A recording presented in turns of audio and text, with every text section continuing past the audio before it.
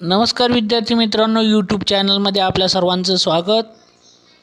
आज आपण वर्ग 8 विषय गणित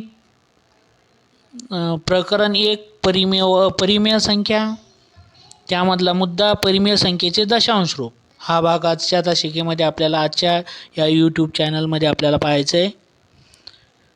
परिमेय संख्येच्या अंशाला छेदाने भागून ती संख्या दशांश अपूर्णांकात व्यक्त करता येते।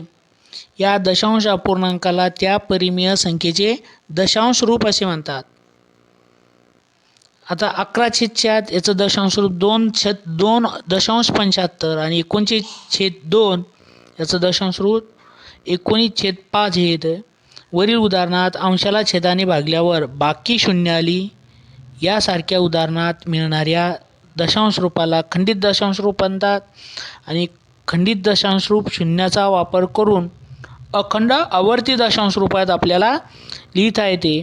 11/4 त्याचं दशांश रूप आहे 2.75 याला शून्य 2.75 3 शून्य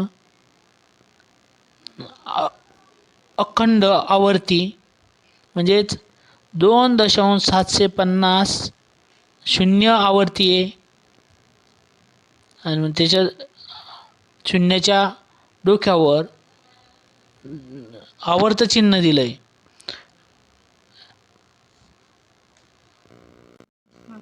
सराव संच 1.4 1.3 पुढील परिमेय संख्या दशांश रूपात लिहायची आपल्याला।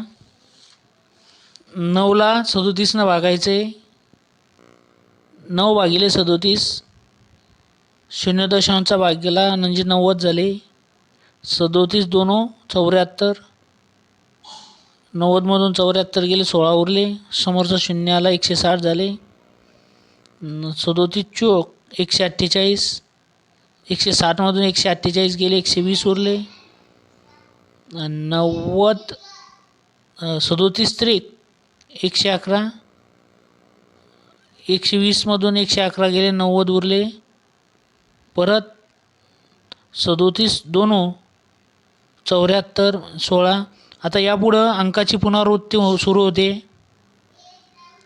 म्हणून 9/37 याचा भागाकार येतो 0.243 243 243 243 या अंकाची पुनरावृत्ती होते म्हणजे 3 अंक परत येत आहेत म्हणजेच 0.243 आवर्त। यावर आधारित आपल्याला गृहपाठ करायचा आहे। सराव संच 1.3 वर आधारित गृहपाठ। पुढील परिमेय संख्या दशांश रूपात लिहा। 18ला 42 ने भागायचे आहे तुम्हाला।